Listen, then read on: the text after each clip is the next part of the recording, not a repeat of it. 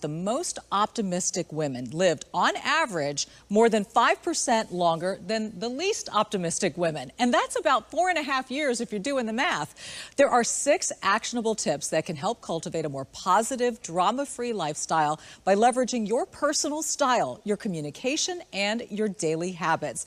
Joining me now is Patricia Stark. She is the author of Calmfidence. I love that title. Patricia, so good to have you on Morning on Merritt Street today.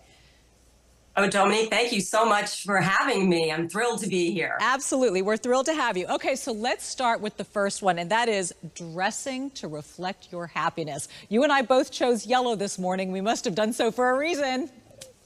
Yes, well, in your intro, you mentioned living longer. I'm Yes. shooting for 103. So Me too. when I want to show up, I want to bring the sun. And yellow does that. You know, the way that we dress really sets the tone for our day. So if you want to bring sunshine to the office or to your family, I go for yellow. If I want to feel really dynamic and really bold, I'm going to wear red. And then let's say maybe I'm going to be negotiating with someone.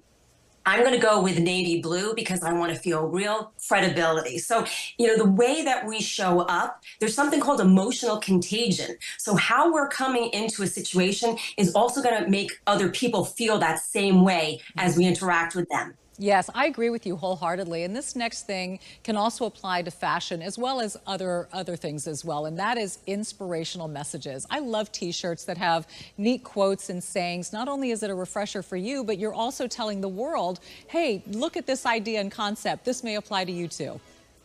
You're right, and it's a reminder. So I'm wearing a necklace that says my term, Calmfidence, which is my book. And sometimes I find myself playing with it or touching it, and it just reminds me of my goals and what it is that I want to do throughout my day. I have a bracelet that says belief that a friend gave me, and I'll look at that sometimes when I'm thinking about believing in my goals or thinking about God having my back throughout the day, maybe through a difficult situation. I also have this great cap that says, be kind.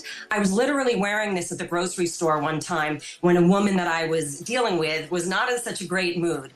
I watched her catch the Be Kind logo on my hat, and she paused and she actually switched gears and changed the way the dialogue was going. So it's powerful stuff. It is very powerful. And you know what? So is having your own theme song. And like Fanshin, she loves Eye of the Tiger. For her, that just gets her going, right? Right.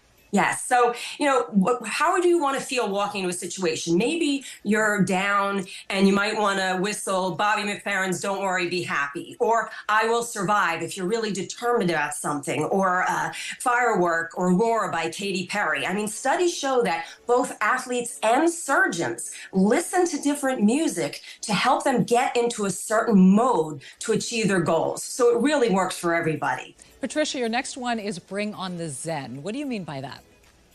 So we all need a place to kind of go to and reset our barometers throughout the day. So let's say that you're in an office and it might be a stressful situation.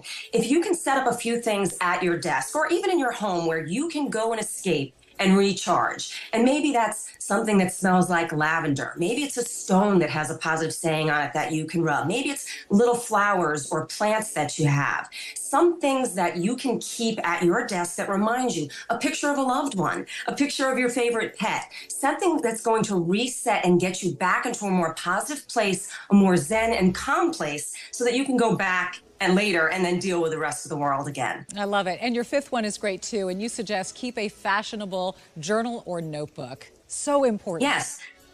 So this is my fashionable journal. It's really beautiful. It's gold bound and gold embossed.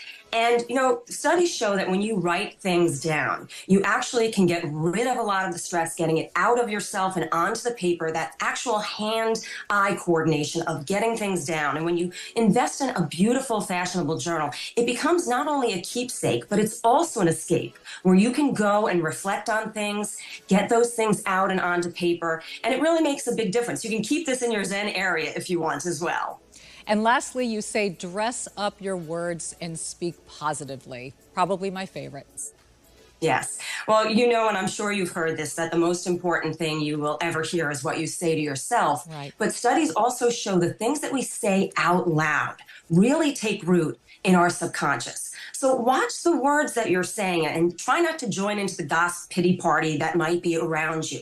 And instead of saying, oh, I have to do this today, say, I get to do this today, because we really all get to do things. We don't really have to do it. We have to remind ourselves of, are we using our words in a more positive way? Rather than saying, I hate when it rains, you could say, you know what? A rainy day gives me an opportunity to kind of calm the pace, slow down, catch my breath, and reflect. And that really changes your vibe and your energy when you can just make that positive statement shift. Yes, that reframe is everything. Patricia Stark, author of Calmfidence. Thank you for your time this morning and showing up in yellow and putting a smile on everybody's face. We appreciate you. Oh, well, thank you. Have a great day. You Great being with you. Thank you. Fanchon?